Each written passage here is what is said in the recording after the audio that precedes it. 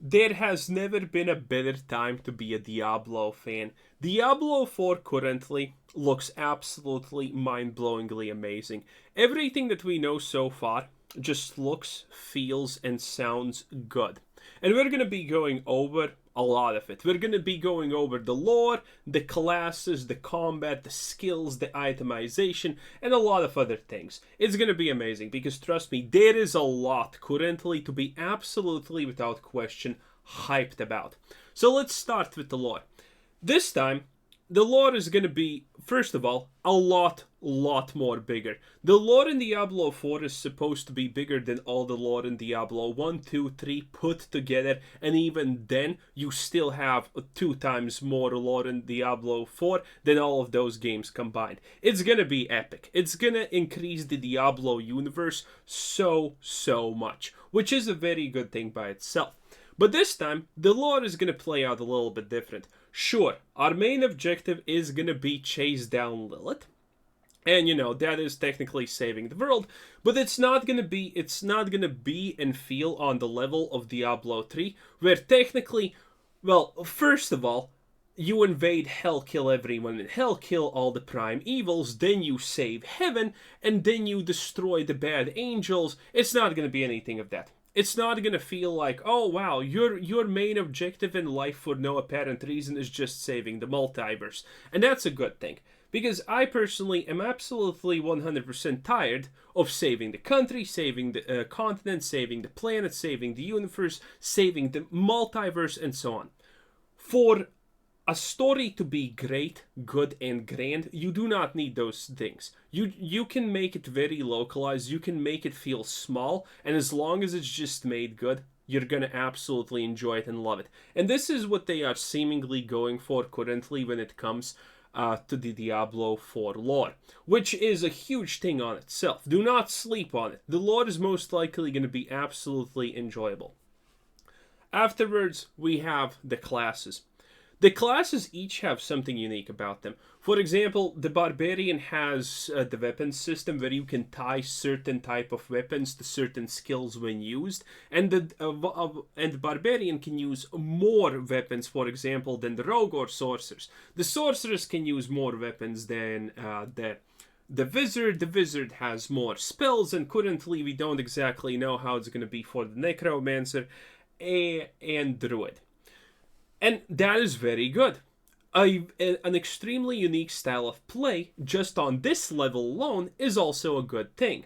Now, Diablo 3 technically also was an extremely unique type of gameplay, but it wasn't the best. Diablo 3 is not a bad game by any means, but I'm gonna compare Diablo 4, what we currently know, with what we had in Diablo 3, because it's just a good comparison. And at times PoE, and maybe Last Epoch, and sometimes even Lost Ark, because the combat is gonna be very comparable. But anyway, each class is going to feel unique. Each class is going to have its kind of a little bit of its own gimmick, and it's going to be great. But each class will still feel unique, even when you are surrounded by people from your own class. Essentially, you will be able to build a sorceress, and maybe you have two sorceresses that use frost, for example. Well, chances are that those two sorceresses are going to be built completely different from one another, and thus completely unique.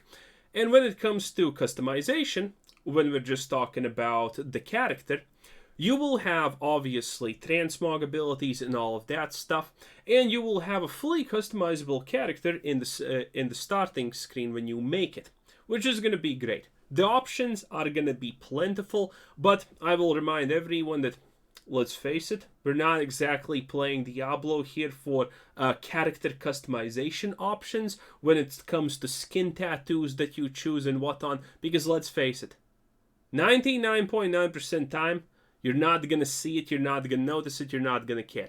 But it's very nice that they at least have these customizations. That already by itself is a really nice thing to add, because they didn't have to. Now let's move a little bit more to the combat. The combat is not going to be like Diablo 3 at all. You're not going to have a huge swaths of 200 trillion enemies on the screen and so on. The combat is going to be more like PoE Lost Ark and Last Epoch all mixed together. It's gonna be like currently if you are playing PoE, it's gonna feel more or less on the fastness level of you playing on the extremely hard difficulty where all drops are lowered and all of that stuff. That's gonna be how it feels. And the combat system in general is gonna be a lot more Lost Arkish. And if you haven't played Lost Ark, because it's not exactly considered the biggest oppressor to Diablo or anything, then that's good. Because Lost Ark, you will be happy to find out, is an absolutely amazing game when it comes to combat. Lost Ark's combat is easily top 5 best combats ever in gaming when it comes to the top-down perspective. It is absolutely phenomenal. The combat feels meaty, the combat feels good, the combat feels responsive and everything. And this is pretty much what Diablo 4 is currently trying to go for. Enemies are gonna die from like a couple of hits if they're not uniques, rares, or whatever. And that's good, because you don't want bullet sponge enemies in any game. And this is what they are currently seemingly going for, which is a good thing of its own. Obviously, it's gonna take a little bit more to kill unique monsters and whatnot, but it's not gonna be your Zoomer Fiesta, if I could put it like that. It's not gonna be anywhere close to the Zoomer Fiesta that we have in Diablo 3 or whatever.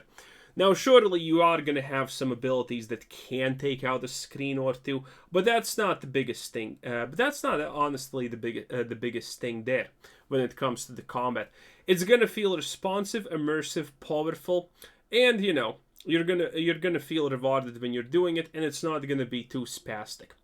The big bosses are gonna have specific things that you want to dodge, and in general, maybe you did not know this, but Diablo 4 is gonna have a dodge mechanic. Oh yes, it's gonna have a dodge on cooldown that you can use to dodge skills, and you're gonna need to dodge boss mechanics.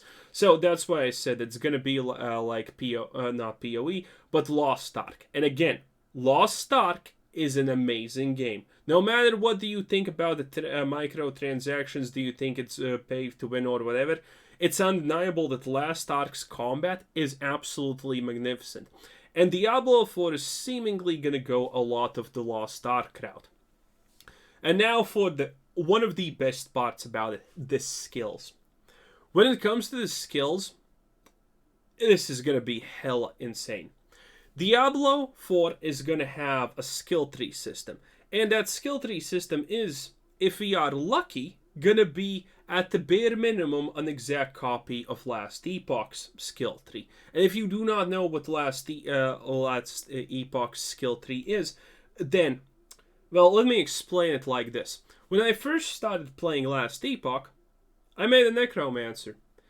And then when I was done with the end game that I wanted to achieve with my Necromancer, the second class that I made, do you know what it was? A second Necromancer. Because just playing that Necromancer for a couple of hours, I already saw more than 5 different builds that I can just do on one class. And in Diablo 4, at the very beginning, you are going to be able to respec anything you want, and it's not going to cost a lot. But in the late game, respecing is going to be not exactly unviable, but it's going to be a significant investment. Or maybe, with time, they're most likely, I believe, going to nerf it to not be such a significant investment. But they are currently saying this because they want to emphasize people to make new characters. So, there's more variety in gameplay and all sorts of things like that. They want you to make new characters. And I personally think that's not bad. Now, admittedly, I think this is also 100% your opinion. Maybe you want to have the ability to 100% respec something. Maybe you don't. It kind of depends on you.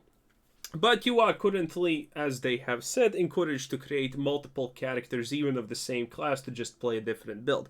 And that is great.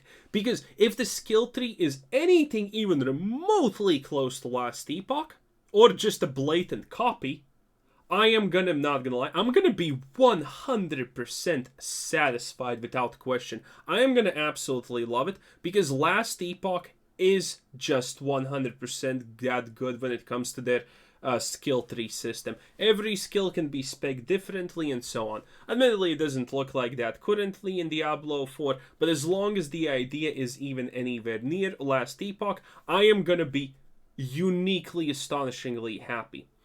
If it ends up being like the PoE skill tree, I'm not gonna lie, I'm not gonna be too happy, but I'm not gonna exactly be disappointed. Because in my opinion, the more we can customize our characters, the more we can customize the skills, the better it is. Okay, now about items. Items are going to be a doozy. There's going to be a trading system, because you are going to be able to trade a lot of things. And by those things, I mean essentially bases. Because the strongest item that you can pretty much make in Diablo 4 by the developers has been said that it's going to be something like, you get a rare item base, you make it into legendary by applying a legendary skill, because you will be able to extract specific legendary mods from legendary items. You are going to destroy the legendary mod, and you're going to be able to apply it to an item. Now, admittedly, I think they're going to nerf that in time to be like in Diablo 3, the Tal Rasha's Cube, but you know, that's currently not in the plans, but I do think they are gonna nerf a couple of things, obviously. They're gonna change a lot of things to feel just more convenient, and this is my guess, one of the first things. Anyway, the customization on gear is gonna be insane. You will be able to find sacred items, and these sacred items are gonna be super rare. If you're an average player, chances are by the time that you decide, hey, I'm done with this season of Diablo 4, you'll have only found like 2 to 3 sacred items, which also I think is something that they're gonna change and increase the drop rate of. But in any case, currently they are saying that they're gonna be super rare, and those are gonna be the best items 100%. So people who really want to grind this game are going to be rewarded, because some rewards are just going to be that rare and feel that good when you get them. There's going to be items that obviously change how skills and interactions feel. There's going to be a lot of things like that. You are going to be able to customize your character's skills even more, even greater, when it comes to the items. Items will affect how skills work, what skills do, what kind of damage they do, and so on. And unique items will not necessarily be the strongest items in the slots. And the best part, in my opinion, what they have said about items currently is the fact that set bonuses are... I don't remember if they said they're not going to exist, but if they will exist, they're going to be absolutely nerfed to oblivion. Because I personally... While the idea of sets is not bad, I personally think currently how Diablo has done sets is absolutely abysmal. Now, it's my opinion, but, you know, hear me out a little bit, okay? Because some people obviously like sets. So, the thing with sets is, if a set is good enough, everyone will use it who can use it. There's absolutely no question. There's never the other situation. If the set is bad, no one will ever use it. This is the problem with sets. Either it's the best thing ever and everyone uses it, or it's the worst thing in the universe and no one uses it. And this is why I personally do not really like sets. Now, a 2-item set that does something unique, maybe we can work with that, but I'm not 100% sure. And the world.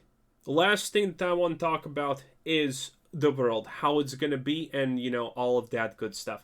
The world is going to be 100% open.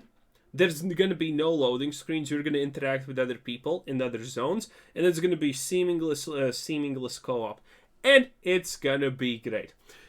You can choose wherever you want to go, and there's nothing really guiding you. There is very little hand-holding. Obviously, you're gonna know what you're supposed to kind of do and whatnot, but for the most part, it's not gonna be that much hand-holding, and you are gonna be able to go wherever you please.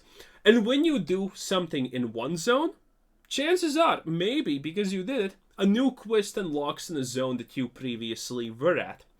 And that's going to be very interesting, very interactive. Dungeons are going to be unique, and dungeons are actually going to be big things that reward you a lot of interesting things that mostly involve items and change the way you play. Anyway, this is all the good things about Diablo 4 currently. There is one bad thing that people are saying, oh, the developers are not really happy with how things are going in certain aspects and so on. But mostly it just seems useless drama that shouldn't really affect us too much, it feels like. Maybe I'm wrong, hopefully I'm not. But that's pretty much the only real negative thing currently being said like openly about Diablo 4, and it's not a big deal. Anyway, this was Quizzer Simpson. Thanks for watching. Subscribe if you haven't already. Have a nice day. Bye bye.